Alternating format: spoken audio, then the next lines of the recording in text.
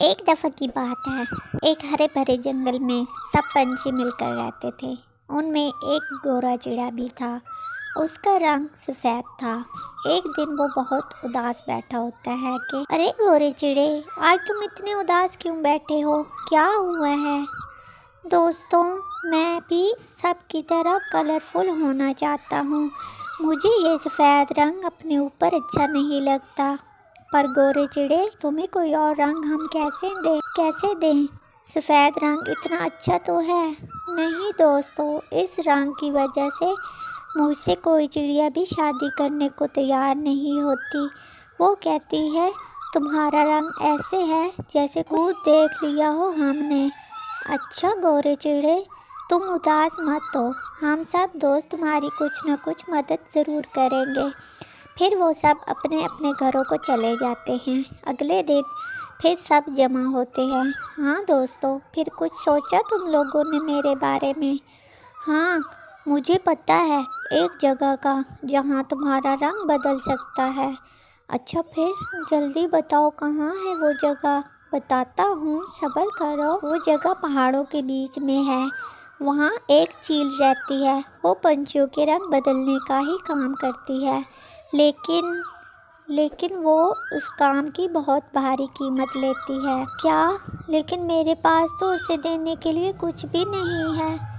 अरे तुम परेशान ना हो गोरे चिड़े, हम सब हैं ना, हम बंदोबस्त कर लेंगे। फिर वो सब अपनी अपनी कीमती चीज़ें एक पोटली में रख लेते हैं। चलो दोस्तों, अब चलने की तैयारी करो। फिर वो सब अपने सफ़र पे निकल पड़ते हैं। उनको पहाड़ों पर पहुँचते पहुँचते शाम हो जाती है। तुम लोग कौन हो और यहाँ क्या करने आए हो? चील बहन, हम बहुत दूर से आए हैं। ये हमारा दोस्त है और ये अपना रंग कोई और करवाना चाहता है। क्या ऐसा हो सकता है? हाँ, होने को तो कुछ भी हो सकता है, लेकिन इसके लिए मुझे कोई कीमती चीज़ देनी पड़ेगी तुम लोगों को, तो ही मैं ये करूँगी। हाँ हाँ चील बहन, हम साथ लेकर आए हैं। इस पोटली में है वो कीमती चीज़ें। अच्छा फिर ठीक है, तुम सब बाहर चले जाओ और 1 घंटे के बाद तुम्हारा दोस्त तुम लोगों के पास खुद ही आ जाएगा। फिर वो सब बाहर बैठे गोरे चिड़े का इंतज़ार कर रहे होते हैं। कुछ देर बाद, सुनो चिड़े, हमारा दोस्त अंदर है। चील ने कहा था 1 घंटे तक वो बाहर आ जाएगा, लेकिन अब तो काफ़ी टाइम हो गया है। तुम अंदर जाओ और पता करो हमारा दोस्त कहाँ है। अरे टोनी, मैं ही तुम्हारा दोस्त हूँ। क्या? दोस्तों देखो, ये हमारा वही गोरा चिड़ा है।